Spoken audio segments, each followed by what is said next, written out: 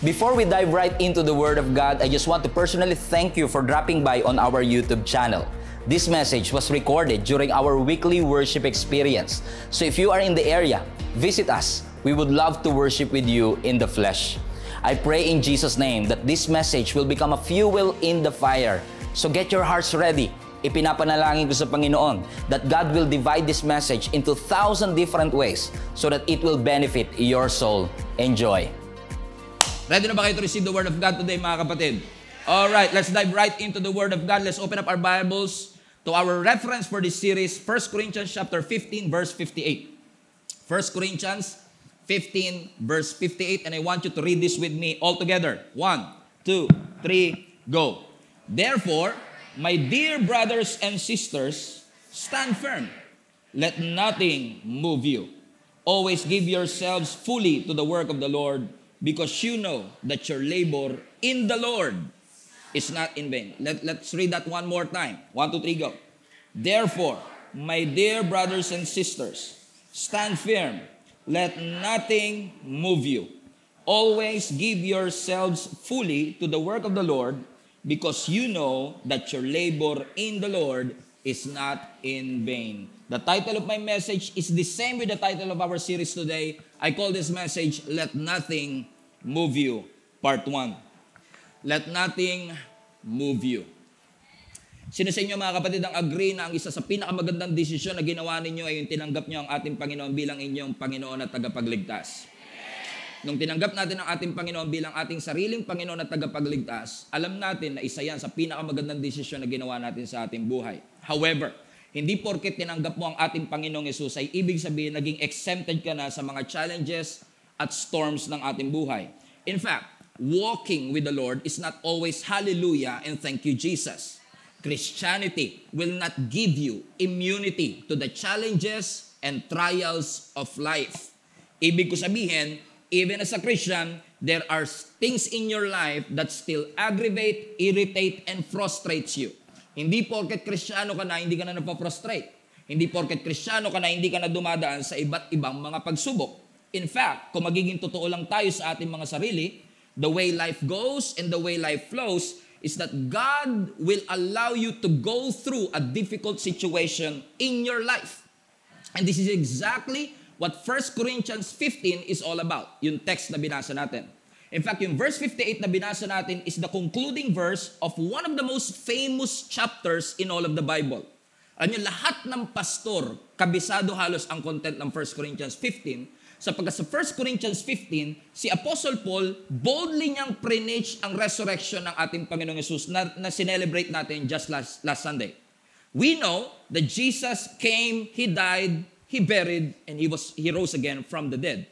And this is exactly what Apostle Paul was preaching. Pinipreach niya ang resurrection ng ating Panginoong Yesus. Ibig sabihin, dun sa concluding part ng chapter, in-expound ni Apostle Paul yung significance ng muling pagkabuhay ng ating Panginoong Yesus. Hindi lang niya kwento kung paano muling nabuhay ang ating Panginoong Yesus. Hindi niya lang sinabi sa atin kung bakit tayo dapat maniwala na ang ating Panginoong Yesus ay nabuhay, kundi ipinakita rin po ni Apostle Paul sa atin na yung pagkabuhay ni Jesus Christ ay may implikasyon sa ating present life. Merong epekto sa ating kasalukuyan, and definitely yung pagkabuhay ng ating Panginoong Yesus ay may hatid na pag-asa sa hinaharap. At kung titignan nyo yung pinakahuling part ng chapter, makikita ninyo na ipinakita ni Apostle Paul sa atin yung reality ng resurrection of the dead. Na kung ang ating Panginoong Yesus ay patay pero muling nabuhay, sinabi ni Apostle Paul na kung si Jesus na nangako siyang muling mabubuhay at totoo ngang muli siyang nabuhay, ibig sabihin, kaakibat nung ginawa ni Kristo ay yung pangako niya sa bawat isa sa atin na kung tayo man pagdating ng araw ay mamamatay, kung paanong binuhay ni Jesus ang kanyang sarili, yung resurrection ni Jesus Christ ang magbibigay sa atin ng ability na tayong lahat ay muling buhayin din ng ating Panginoon. Ipinakita sa atin ni Apostle Paul dito, mga kapatid, na yung resurrection ni Jesus Christ ay isang malaking katunayan na pagkatapos ng buhay natin dito sa mundo ay may susunod pang eternal life. Either tayo ay mapupunta sa eternal damnation o mapupunta sa eternal salvation, Kung ano man ang ginagawa at desisyon natin dito sa buhay natin ngayon, ang magdidetermine na magiging destiny natin sa ating eternity. Ipinakita ni Apostle Paul na dahil si Jesus Christ ay muling nabuhay, ibig sabihin, pag natapos yung 70 years mo dito sa mundo, kung aabot ka ng 70, ay meron tayong panibagong buhay, either kasama ang Panginoon o wala sa presensya ng Panginoon. Ito'y magandang paalala sa atin na yung resurrection ni Jesus Christ is actually a resurrection of hope. No, ang ating Panginoong Hesus ay muling nabuhay, muli ring nabuhay yung ating pag-asa. Na yung Jesus na nangako sa atin, na siya'y mabubuhay na muli, tinupad niya ang kanyang pangako. Therefore, nung tinupad ng Lord ang kanyang mga pangako, based on this hope na ibinigay ng kanyang resurrection, based on this victory ng ating Panginoong Hesus sa kanyang pagkamatay, ini-encourage niya tayo ngayon na habang tayo'y nag-aantay sa kanyang muling pagbabalik, sa pagitan ng resurrection at ng kanyang second return o sa kanyang muling pagbabalik, ang sabi ni Apostle Paul, huwag kayong magpapatinag sa inyong mga pananampalataya.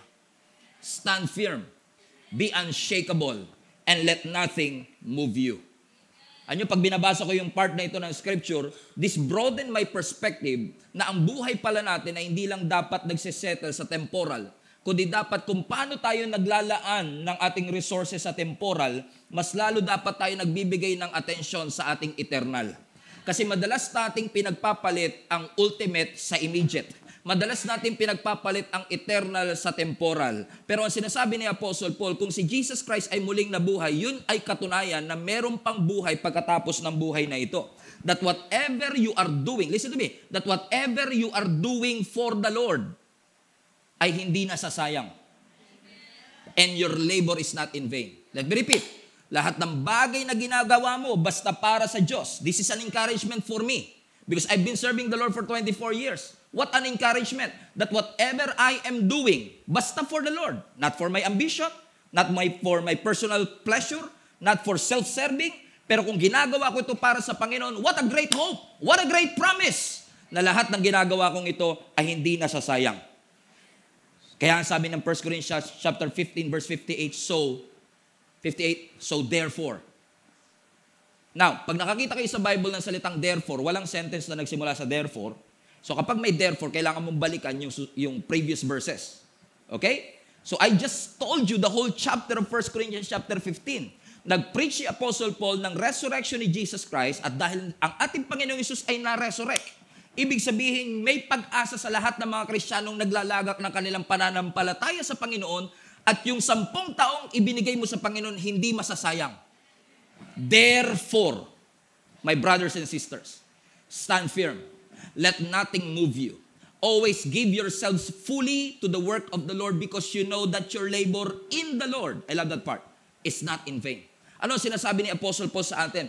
Itong text na ito, mga kapatid, is actually a call for each and every Christian right here, right now. Everybody who's listening under the sound of my voice. Ang sinasabi ni Apostle Paul, bilang isang mananampalataya ni Jesus, tinatawagan niya ang bawat isa sa atin na mag-persevere, magtiis, maging persistent, dedicated, and committed. He is calling each and every one of us to stand firm in our faith, na tayo ay maging immovable sa ating mga conviction at maging active sa paglilingkod sa ating Panginoon. Alam niyo kung bakit sinasabi ni Apostle Paul to kahit di niyo ako pinapansin? Kasi ang sinasabi ni Apostle Paul, kapag sumunod ka kay Jesus Christ, kasama ang sakit at ang hirap. Wala akong kilala na taong sumunod kay Jesus na hindi nasaktan. Following Jesus includes suffering and pain. Now let me clarify. Pag sumunod ka kay Lord, may blessing. Pag sumunod ka kay Lord, may forgiveness. Pag sumunod ka kay Lord, may justification. Pag sumunod ka kay Lord, may pagpapala at breakthrough. Pero may sakit din. May hirap. May sacrifices. Following Jesus will not exempt you sa mga challenges ng ating buhay. Sino sa inyo makakapag-testify yung katabi mo dumaan sa bagyo? Judging by the looks of her or him, makikita mo kagad dumaan na siya sa matinding bagyo. Amen. Bakit? Kasi kumbinsido tayo that even when Jesus is on your boat, you are not exempted to the storms of your life. May mga storms sa marriage, may mga bagyo sa mga businesses, may bagyo sa mga trabaho, sa mga career natin, sa mga family natin. May mga bagyo na seasonal, may mga bagyo na inevitable. But those storms are necessary for you to realize who who you are. In fact, those storms in your life will reveal your structure and your foundation. Minsan kailangan dumaan tayo sa mga challenges. Minsan kailangan ugain tayo ng Panginoon para ma-realize natin kung ano ang ating foundation. Sadly, hindi lahat ng storms external. May mga storms na internal. Yung katabi mo, pangiting-ngiti lang, but they are dying on the inside. Pangiting-ngiti lang, but they are quitting on the inside. And most of the weights that we carry are usually internal and not external. Kasi pag nasa church ka, madaling ngumiti kasi karamihan nakangiti. Parang hindi. Amen? But most of the weights that we carry are actually internal. Some of our boats will break. Sometimes, our heart will break. Yung iba sa atin dumaan sa childhood trauma. Yung iba sa atin dumadaan sa depression, sa anxiety. Some of you are scared about uncertainty or your future. Yung iba sa atin may mga grudges, wounds, and unforgiveness. So, hindi lahat ng storms external. May mga storms na internal. Pero, whatever storms that you are going through, maybe external or internal, that's why we need faith in the Lord. Kaya pagdating sa faith, hindi mo siya pwedeng i-overestimate. Lahat ng taong mananampalataya ni Jesus Christ, kailangan natin ng pananampalataya sa ating buhay. Because our faith is the very core of our Christianity. Yung faith natin, ang critical component kung bakit tayo nakakasurvive dito sa mundo natin. In fact, sabi ng Scripture, without faith, it is impossible to please the Lord. So we all need faith in our lives. Kailangan nating matutong magtiwala sa Panginoon para kung dumating ang mga challenges ng ating buhay, we will be unshakable. In Jesus, sometimes you will bend, but you will not break. And sometimes God is breaking you to make you flexible. He's allowing the shakings in your life, hindi para pabagsakin ka, hindi para punitin ka, hindi para wasakin ka. He's developing you to be stronger as long as you keep on trusting the Lord. Ano ang sabi ng Psalms 125 verse 1? Those who trust in the Lord are like Mount Zion, which cannot be shaken but endures forever. What an amazing analogy. Sinasabi ng psalmist dito sa Psalms 125, lahat ng tao nagtitiwala sa Panginoon para kayong Mount Zion. Ang Mount Zion, hindi siya subject sa shaking. Kung ikaw ay may tiwala sa ating Panginoon, ano sabi ng Scripture? You can be unshakable. And I don't know, I'm not saying this to boast or anything, but I have come this far because I keep on trusting the Lord whatever happens. And in case you don't know, may mga pagkakataon sa pagiging pastor ko ng simbahang ito that I don't know what I am doing. But I keep on trusting the Lord and that God will continue to give me the wisdom and the perspective and the vision to see what God sees. It is my faith that held me. It is my faith that carried me. It is my faith na naging reason kung bakit nalagpasan natin ang iba't ibang matitinding sitwasyon ng ating buhay. And I know ganun din po sa atin. Kung wala tayong pananampalataya, mahirap makasurvive sa buhay. Public service announcement. May Diyos ka man o wala, may problemang darating. Ang tanong ko sa iyo, anong gusto mo? Dumaraan ka sa problemang walang Diyos o dumadaan ka sa problemang may Diyos ka? Mas madali nang dumaan sa problema na may Diyos kasi alam mo, kung iwanan ka man ng lahat ng mga kaibigan mo, talikuran ka na lahat ng mga taong inaasahan mo at yung inaasahan mo tutulong sa iyo, hindi ka tutulungan, alam mo, meron laging Diyos na may makakapitan. Hindi tayo makakapili ng problemang darating sa ating buhay. Hindi ka makakapag-schedule ng problemang darating sa iyong buhay. Sana all. How I wish. Makakapag-schedule ka at masasabi mo kay Lord, Lord, fully booked na po ako ngayong buwan. First quarter pa lang po ng 2024, yung problema ko pang isang taon na po. But you cannot schedule problems. You cannot pick problems. But you can always pick the God that you will trust. Pwede ka makapili ng Diyos na yung kakapitan sa gitna ng lahat ng ito. So do not allow the circumstance to limit your perspective about God. Hindi porket malaki ang problema, lumiliit na ang tingin mo sa Diyos. Hallelujah. Kasi madalas tayo, pag lumalaki ang problema, lumiliit ang tingin natin sa Panginoon. In fact, let me just say this to you. Ang sabi ng Scripture, di ba sa Psalms, magnify the Lord with me. The more na lumalaki yung problema, mas lalo mong i-magnify yung Diyos na yung pinapaniwalaan. Kung walang-wala ka, i-magnify mo yung Diyos bilang provider. If you feel unsafe, i-magnify mo yung Diyos na protector and deliverer. Kung ikaw yung may sakit, i-magnify mo si Jesus Christ bilang iyong healer.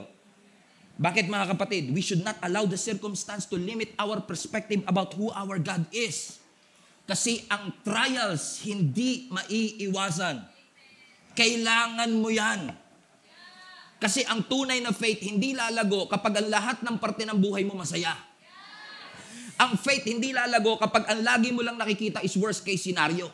Ang faith natin hindi mag-grow kapag lagi lang natin napipredict that everything in our life will go down. In fact, ang tunay na faith, hindi mo lang ine-expect ang greatness ng Diyos. Ang tunay na faith, nagtitiwala ka na kahit hindi mag-provide ang Diyos, nagtitiwala ka that you will overcome whatever circumstance that you are in. Yun ang tunay na pananampalataya. Ang tunay na pananampalataya, nagwo-worship ka kahit 20 pesos na lang laman ang bulsa mo. Ang tunay na pananampalataya, nagtitiwala ka sa Panginoon na kahit nararamdaman mo pa yung sintomas ng arthritis, pinagaling ka na ng ating Panginoon. That's real faith. That's real faith. Na kahit pakaramdam mo, sagwan ka ng sagwan, wala ka na pupuntahan, and you are in a place that you don't expect to be. Nagtitiwala ka, kapatid. Kahit napapagod ka, nagtitiwala ka na hindi ka pinabayaan ng ating Panginoon. In fact, nakakaawa lang minsan pero marami sa atin pagal na, hindi na makapagtagal. Gusto na nating sumuko sa mga problema ng ating buhay. But kung darating ka sa moment na yon ng buhay mo, do not get offended with the Lord. Huwag mo siyang tatalikuran. In fact, mas lalo kang kumapit sa Panginoon at lalo kang magtiwala na hindi ka niya iniwan. Ang tunay na pananampalataya ay pagtitiwala na kahit hindi mo ma-figure out ang iyong circumstance, God already figure it out for you. It's not your job to know how it works. It's your job to believe that God already worked it out for you. Amen? So ang tanong ko sa iyo, kapatid, yung faith ba natin kaya mag-endure ng disappointment? Yung pananampalataya mo ba kaya mag-endure ng frustration? Sabi ni Apostle Paul, verse 58, let nothing move you. Huwag mong hahayaan maitula ka ng kaaway, matempt ka ng kaaway, ilure ka ng kaaway, iwanan mo ang iyong post at position dahil sumuko ka na. Sabi ni Apostle Paul, huwag kang magpapatinag, huwag kang gagalaw.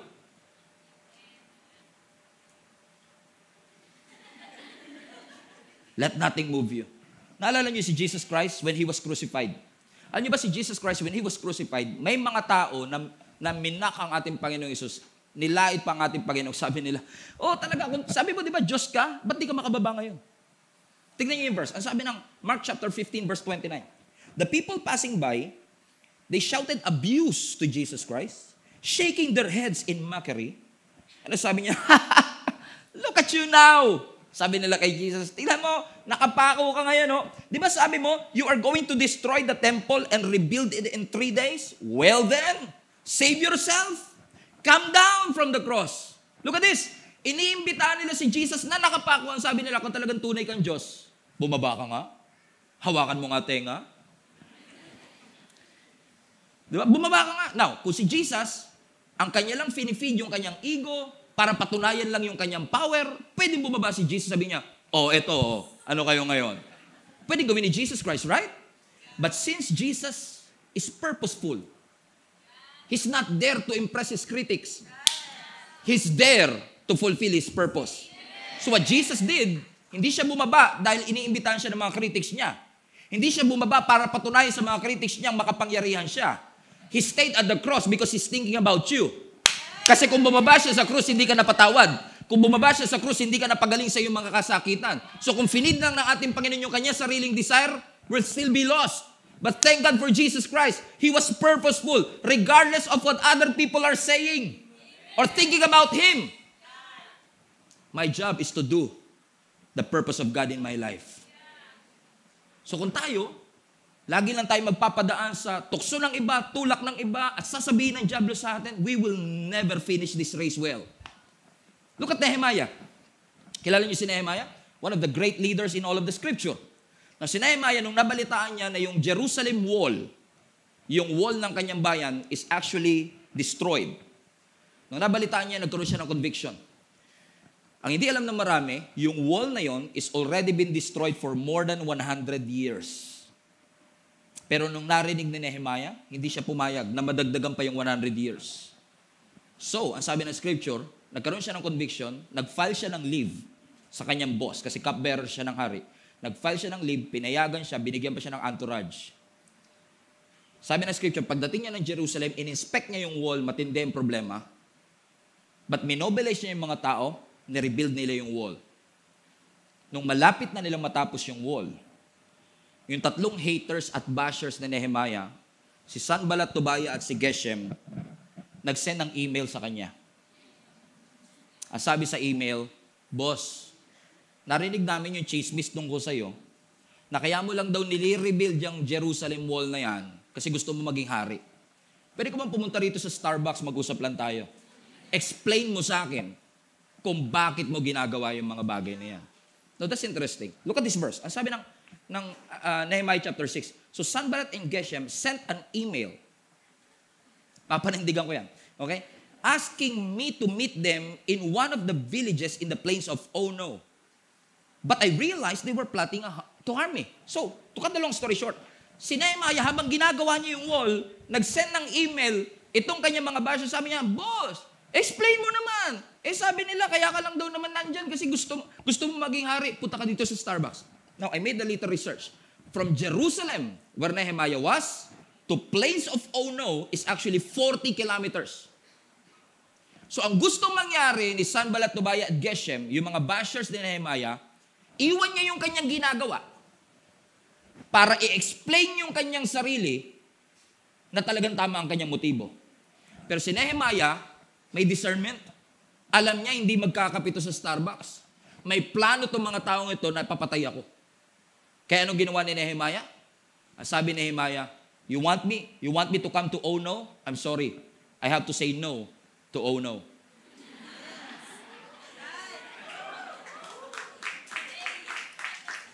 But how? How did he say it? Ang sabi ng verse 3, Nehemiah 6:3.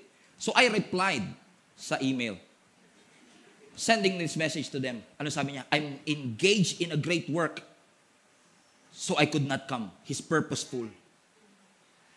Hindi ko iiwanan tong post ko. I will not let anybody move me.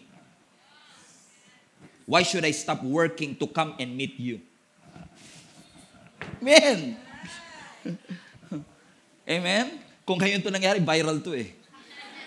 What a reply. Ano sinasabi ni Nehemiah? Masyadong maganda at masyadong importante ang pinapagawa ng Diyos sa akin para lang iwanan ko at linisin ko ang aking reputasyon. Di isipin nyo na yung gusto nyong isipin sa akin. I don't care. Ang pinakamatimbang sa akin, yung purpose ng Lord. So I'm here to stay. That's ano mga kapatid, in order for us to do what Nehemiah did and for us to do what Jesus did, it takes a lot of foundation para mapanindigan natin yung kinumit natin sa Panginoon. Sinabi na, Lord, sa 2024, maglilingkod na talaga ako sa iyo. Lord, sa 2024, never na talaga ako absent sa church. Sa 2024, araw-araw na talaga ako magbabasa ng Bible. Sa 2024, araw na talaga ako mananalangin. So sabi ni Satan, talaga? Explain mo nga itong nakita ko sa Facebook. Because Satan will try his best para pabagsakin ka, para dayain ka.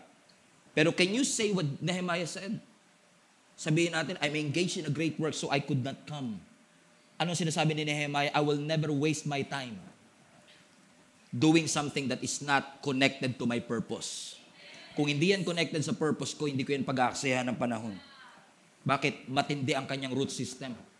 Matindi ang kanyang foundation. And how I wish all of us will have this deep, concrete foundation. Hindi ako engineer, di rin po ako architect. Pero isa sa mga susi ng matayog na building, great foundation. Right? Usually, nakikita lang natin sa bahay yung pintura, yung semento, pero hindi natin nakikita yung bakal na nasa loob ng semento. Yun yung nagpapatibay, nagbibigay ng structure sa mga building. Para pag dumating yung bagyo, hindi babagsak. Para pag dumating yung lindol, kahit kasing lakas pa ng lindol sa Taiwan, hindi babagsakin yung bahay. So, ibig sabihin, talagang kahit anong mangyari, darating ang lindol. Kahit anong mangyari, darating ang storm. Ang tanong, kamusta bahay mo? Kamusta bakal sa bahay mo? Kamusta ang foundation ng iyong buhay? Kaya paulit-ulit sinasabi ni Jesus, kung magsisettle ka sa temporal things, masyadong mababaw yung foundation mo. Pag dumating ang bagyo, magkukwit ka agad. May nakita na ba kayong puno na nung nakabalita siyang may bagyo, naglipat ng lugar? Brad, may bagyo daw dito, lipat tayo sa Kainta. Walang ganun, Brad. Pero dahil yung puno, rooted siya, kahit anong bagyo, he will remain standing. He will be unshakable. Amen? Bakit? Kasi rooted siya. Kaya lagi natin sinasabi, build your life in Jesus Christ. Kung magsisimula ka lang naman ng buhay mo, kung magsisimula kayo ng marriage life, i-build nyo na kay Jesus yan. Kung magsisimula ka ng negosyo, simulan mo na kay Jesus yan. Kung magsisimula ka ng pamilya, kay Jesus mo, si Jesus ang gawin mong foundation. Kasi pag hindi si Jesus, shaky ang iyong foundation. Amen? At kung gaano mo kataas gustong marating, kung gaano kataas ang pangarap mo, kailangan ganoon din kalalim ang foundation mo sa Diyos. Amen? Alam niyo ang puno, yung normal na puno, it grows two ways. They are not just growing upwards. While they are growing upwards, they are growing downwards. In fact, kung magiging technical tayo, they are growing upwards, downwards, and sideward. Ganyan ang puno, no? But for the sake of this illustration, habang umaakyat siya, dapat lumalalim siya. Pero watch this. Pero para lumalim yung ugat niya, he has to push through yung soil. May hindrance eh. So, ibig sabihin, you cannot go up if you are unwilling to push down. Kung hindi ka willing na maging intentional na anumang balakid sa iyong buhay, susuungin mo, hindi talaga mag-grow down. Do you want to grow up? You have to grow down. Kung gusto mong umangat, maging skyscraper at magawa ang pinapagawa ng Panginoon, you have to grow down. Kasi sa totoo lang mga kapatid, I don't know, siguro iba sa inyo masyado pang bata, hindi pa kayo dumaan sa matitinding problema. Pero kung kasing edad ko kayo, mga 25, kung kasing edad ko kayo, minsan na lang naman yan. Okay? Pero kung kasi if you live in this world long enough, you will realize that this life will put you in hard places na minsan kukwestiyonin mo kung talagang mabuti ba ang Diyos. Na minsan makukwestiyon mo yung faithfulness ng Panginoon. It doesn't matter kung gaano kalaki ang Bible mo, gaano kalaki ang krus na kwintas mo, anong position mo sa simbahan, life will put you into places that sometimes you will question, mabuti ba talaga ang Panginoon? Kailangan natin maging honest sa totoo lang, nasa simbahan na rin lang naman tayo.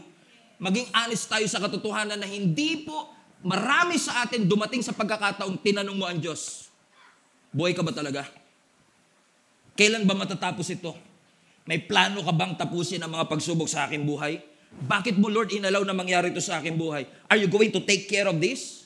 If you are God and you are good, why you let these things happen into my life? Ito exactly ang dilemma nila Apostle Paul. Ginawa naman namin ng tama.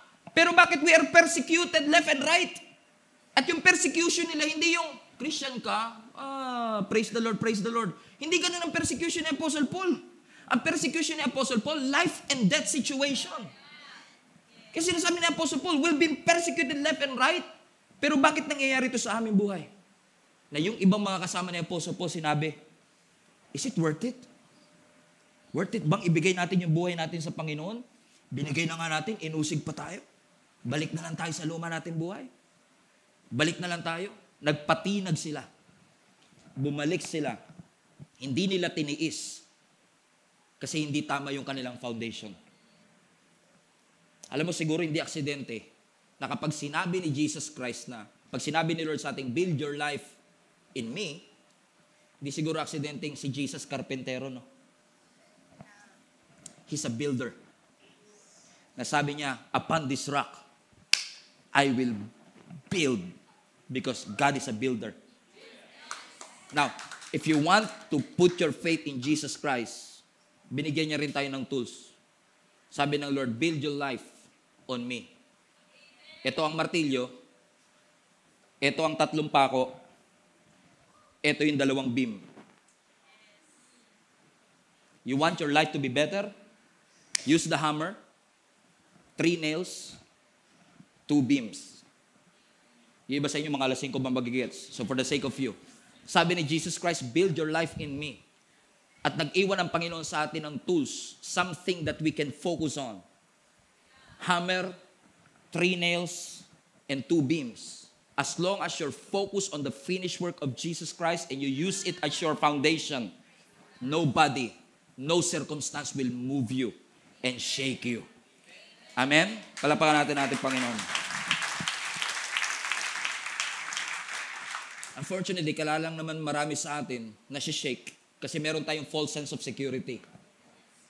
Yung akala natin, as long as 7 digits ang laman ng bank account ko, secure ako. As long as tinetext ako ng jowa ko, mahal niya pa ako. 5 kayo, tinetext niya. Meron tayong false sense of security. Minsan, I've been officiating weddings. Hindi ko na mabilang kung ilan na inaikasal ko. And every time na may ikakasal ako, I always ask the question, bakit kayo magpapakasal? And you'll be surprised sa sagot ng ibang tao. Tumatanda na po kasi ako eh. Ba't ka magpapakasal? Nape-pressure po kasi ako kasi lahat ng kabarkada ko kinasal na. And that moment, na marinig ko sasabihin nila, nape-pressure po ako, lagi ko sinasabi, do not build your relationship and your marriage out of pressure. Maling foundation yan. Shaky foundation yan.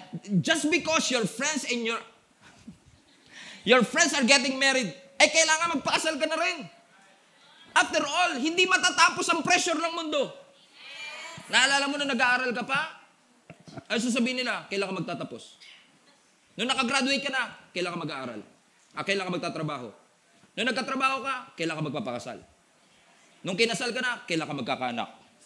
Nung nagkaanak ka, kailan mo susundan? Pag may namatayan, tanongin mo, kailan ka susunod? O kaya naman, kailan ka titigil? Di ba? Kasi people will put pressures on you. Hindi mo maihinto yan. But you don't build your life out of that pressure. Huwag kang maging overconfident na porkit nandyan siya, mahal ka niya. Uy, sorry. Okay, huwag kang maging overconfident. Sa dami ng laman ng bank account mo, huwag kang maging overconfident sa commerce, sa investments, sa stocks market, sa projects that you have. Lahat yan lang yan as long as earthly ang foundation. It will be shaken. Naalala nyo ng COVID? Ipinakita ng COVID sa atin na hindi lahat ng bagay na meron tayo mahalaga. Shinake tayo ng Panginoon.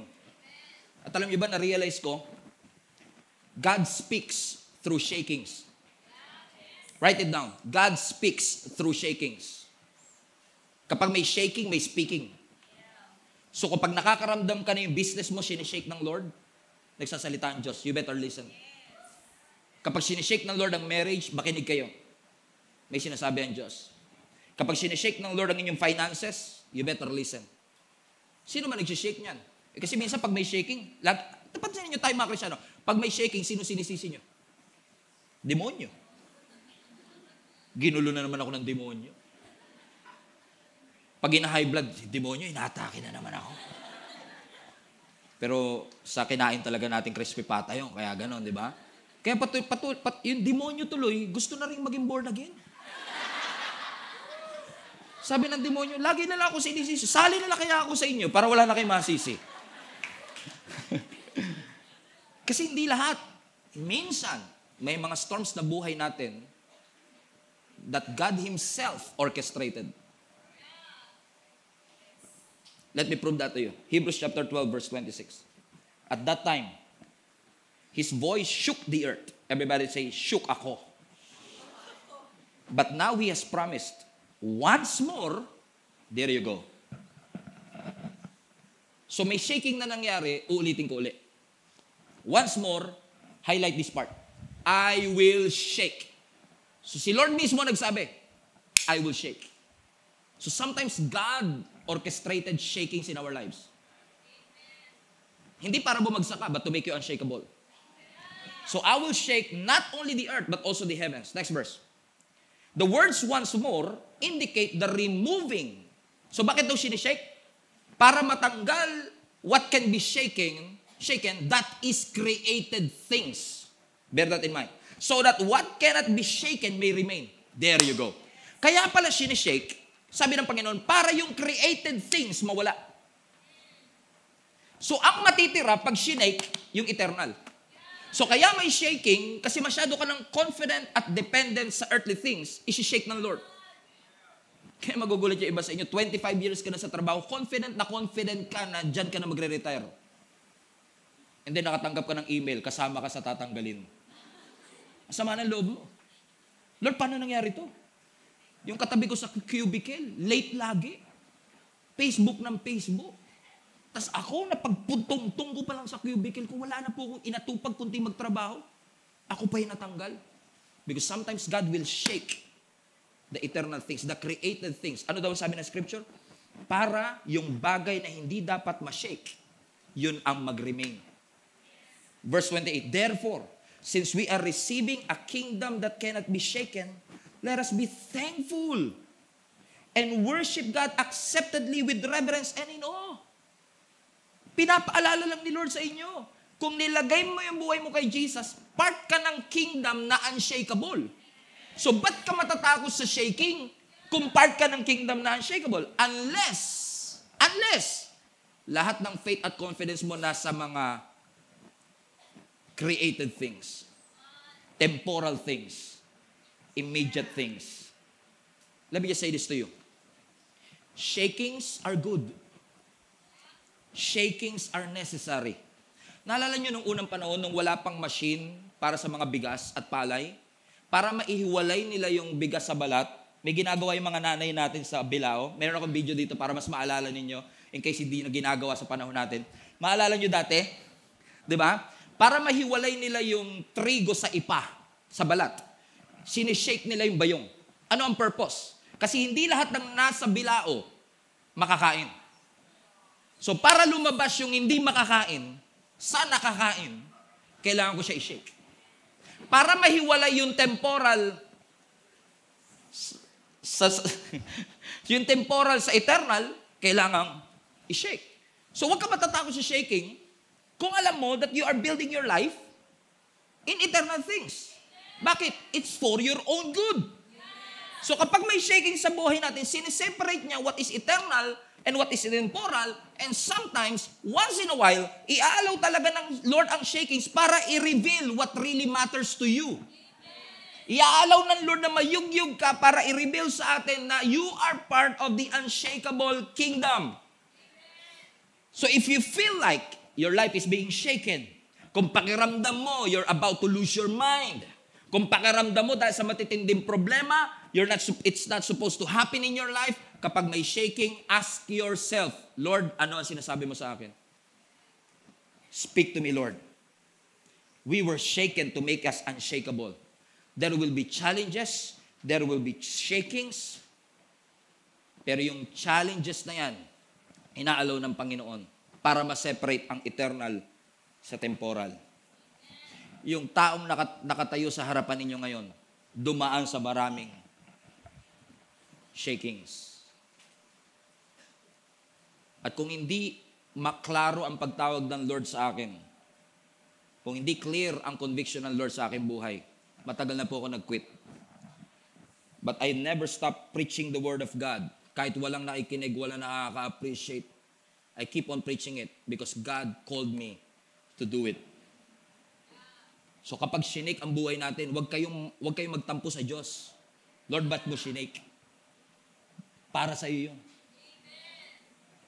In fact, I've seen an illustration about shakings na gusto ko i-share sa inyo before I end this. Tawagin ko lang si MJ, one of our volunteers. Naganap talaga ako ng mga dedicated volunteer to help me out in this illustration. Palapakan naman natin. Give it up for MJ. Sa mga ministry na? What's next? Sa What's Next ministry. Yun yung tumutulong sa inyo to know what's next. So, si MJ is one of our volunteers. So, pili ka na. Tubig or, this is actually Coke. Tubig or Coke? Coke. Kasi hindi ako nagko-Coke. Tubig and Coke.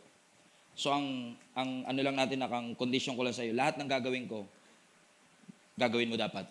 So, kung paano ko siya ginawa, kailangan ganun din ang gagawin mo. Comprende? Okay. Watch. Coke.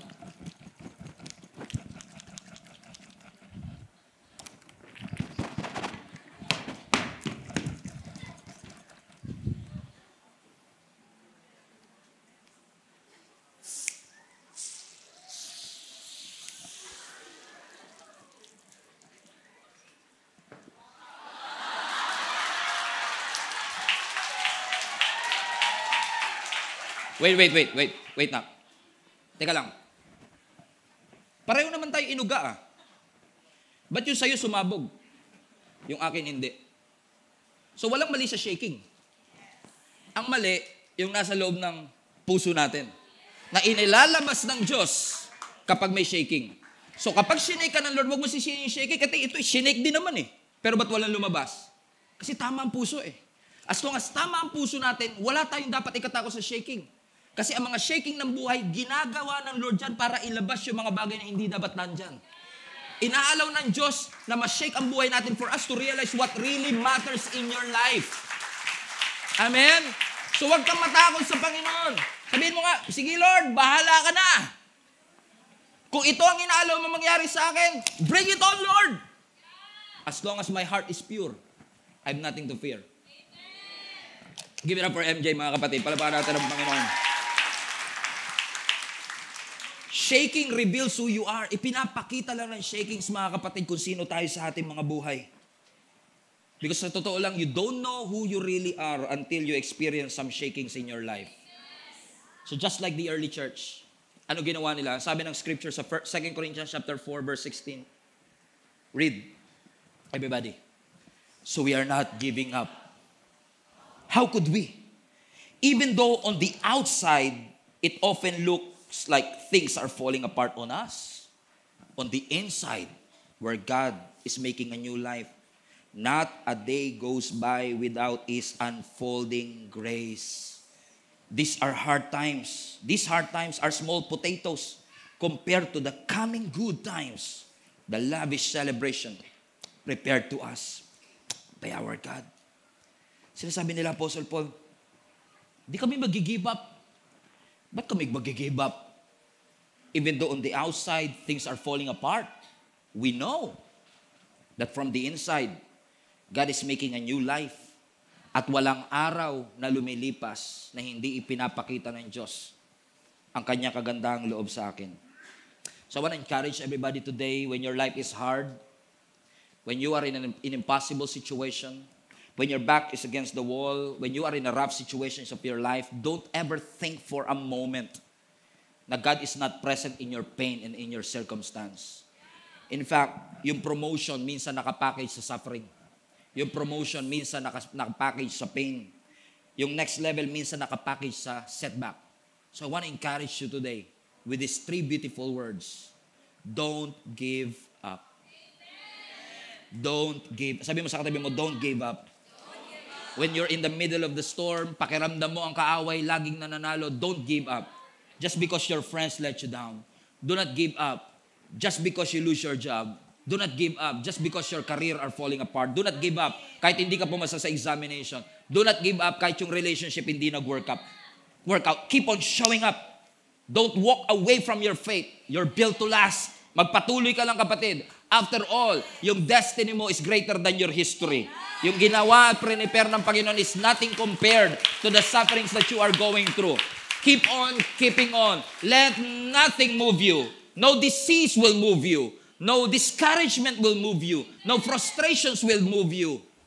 Kahit anong bagay, I will never allow these things or someone to move me to the purpose that God has for my life. Is that an amen, mga kapatid? Let's bow down our heads. Let us pray. God, we just want to say thank you for this awesome reminder, Panginoon, pinaalala niyo sa amin that when things are falling apart, that when things are not going in our direction, when our backs are against the wall, you always reminded us, Panginoon, that you are always the present help in times of our trouble. Lord, sa mga kapatid ko po, Panginoon, that in the verge of quitting and giving up because of the struggles and the pain that they are going through, sa mga kasama ko po sa church, Panginoon, na unti-unting nagiging casualty ng mga storms ay yung kanilang faith at yung pag-give up nila ng kanilang calling.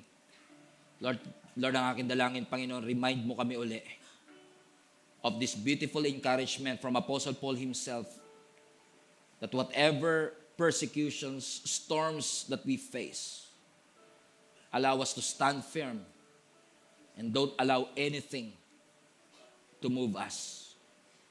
After all, our labor is not in vain. Our labor in you, hindi po ito nasasayang. Lahat ng ito, Panginoon, ay may kaakibat na reward. So, God, allow us to have the perspective na gaano man kahirap ang sitwasyon na meron kami. Laging mas matimbang, Panginoon, yung glory na kapalit, Panginoon, na iyong inilaan sa aming future. So do not allow any one of us to believe in that lie, but instead, allow us to persevere, to commit ourselves, na hindi po kami bibitaw, anuman, Panginoon, ang dumating sa aming harapan. We thank you for this message, O God, that encourage us. Na-encourage din po ako, Panginoon. Salamat po, Panginoon, sa iyong pagpapaalala sa amin na never mo kaming iniwan.